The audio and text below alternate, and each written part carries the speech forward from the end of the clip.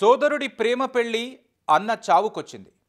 కుమార్తె ప్రేమ వివాహానికి అల్లుడి అన్నే కారణమని మామ కోపం పెంచుకున్నాడు. ఉద్యోగం చేసి ఇంటికొచ్చిన అతన్ని మాట్లాడాలంటూ తీసుకెళ్లారు. కాళ్ళు చేతులు కట్టేసి తీవ్రంగా కొట్టారు.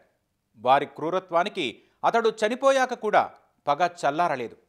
మృతదేహంపై పెట్రోల్ పోసి తగులబెట్టారు. ఆ తర్వాత ఏం ఎరుగనట్టు అక్కడి నుంచి ఉడాయించారు. మిస్సింగ్ కేసు నమోదు చేసి దర్యాప్తు చేసిన పోలీసులు దారుణ హత్యోదంతాన్ని వెలుగులోకి తెచ్చారు.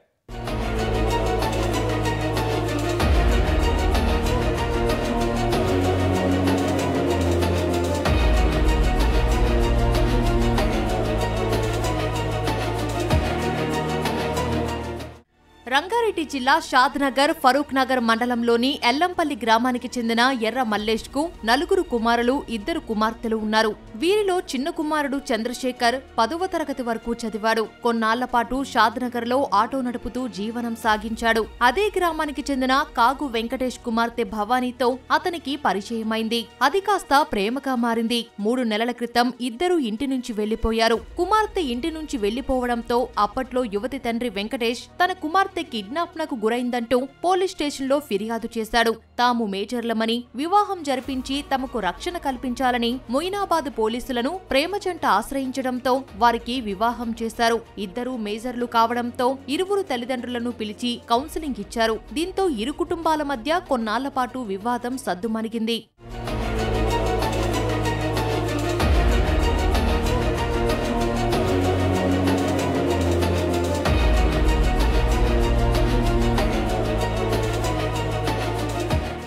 వాడు డ్యూటీ చేస్తుండే మెడికల్ దాంట్లో. డ్యూటీకి పోయి వచ్చినాక ఇంట్లోకి పోతుంటే పట్టుకొని సార్ రమ్మంటాడు, రమ్మని చెప్పి పిలిచి ఇక కార్లు ఎక్కించుకొని పోయి ఇక వాడిని ఎక్కడెక్కడ తెప్పలు పెట్టిండో ఏం చేసిండో కోల్గేట్ కాడ ఫోన్ వారేసిపోయిండ్రు అని ఫోను మేము ఫోన్ చేస్తే ఆడ పోలీసు వాళ్ళకు తీసుకొని మన షాద్నగర్ పోలీసు వాళ్ళకి ఇచ్చిండ్రు. ఇక మేము ఏసీపీ అని ఎవరు ఏసీపీ గారిని వాళ్ళని అందరినీ ఎస్సీ కమిషన్ కానీ అందరికీ నేను ఇన్ఫర్మేషన్ ఇచ్చిన. నా కొడుకులను ఎట్లా తిప్పలు పెడుతున్నారు, మమ్మల్ని ఎట్లా చేస్తున్నట్టు అంటే ఏం లేదు పెద్ద మనిషి, మేము 6-7 టీములు పెట్టినాము, దొరుకుతాడు అట అని చెప్పి అన్నారు.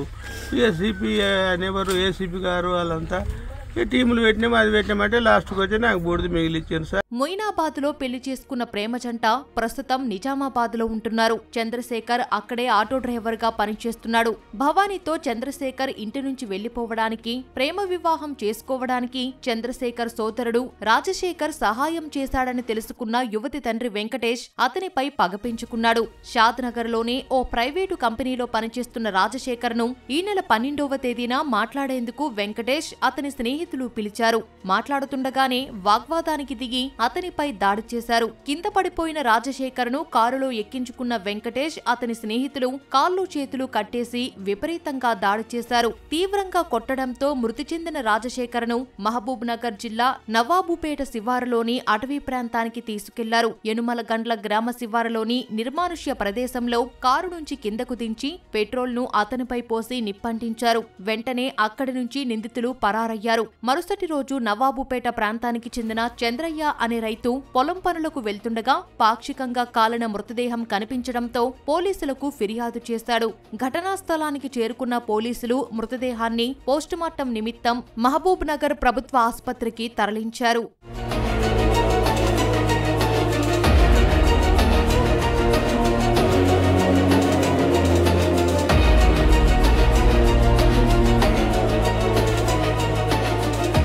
మృతదేహం గుర్తుపట్టలేనంతగా ఉండటంతో సమీప పోలీస్ స్టేషన్లో మిస్సింగ్ కేసులు పరిశీలించడం మొదలుపెట్టారు. మరోవైపు షాద్నగర్ లో మృతుడు రాజశేఖర్ భార్య కూడా తన భర్త కనిపించడం లేదని ఫిర్యాదు చేయడంతో దర్యాప్తు చేయగా నవాబుపేటలోని మృతదేహం అతనిదేనని తేలింది. పోస్టుమార్టం అనంతరం మృతదేహాన్ని షాద్నగర్ పోలీసులు స్వాధీనం చేసుకుని కుటుంబ సభ్యులకు అప్పగించారు. మిస్సింగ్ కంప్లైంట్ పై దర్యాప్తుతో పాటు వెంకటేష్ పై అనుమానం సీసీటీవీ ఫుటేజీలు పరిశీలించిన పోలీసులు ప్రధాన నిందితుడు వెంకటేష్ తో పాటు సహకరించిన మరో 7గురిని అదుపులోకి తీసుకున్నారు.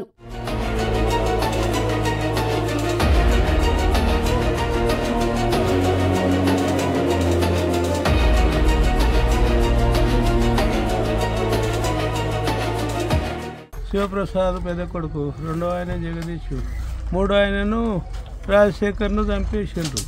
నా చిన్న కొడుకు ఇంటర్ క్యాస్ట్ ఫిలన్ చేసుకున్నందుకు వాని మీద పగ వీని మీద తీసుకున్నారు సార్. ఖచ్చితంగా ఆ కొడుకుని ఎట్లా చేసిండ్రో వాడిని అట్లా చేయండి. వాడు మాత్రం బతుకొద్దాడు, నాకేం ఇవ్వకుండా సరే. వాడిని మాత్రం నా కొడుకుని ఎట్లా చేసిండో వాడిని అట్లా చేయండి. మృతుడు రాజశేఖర్ దళితుడు కావడంతో షాద్నగర్లో దళిత సంఘాలు ఆందోళనకు దిగాయి. ఎర్ర రాజశేఖర్ను హత్య చేసిన నిందితులను కఠినంగా శిక్షించాలని డిమాండ్ చేస్తూ రాస్తారోకో చేపట్టారు.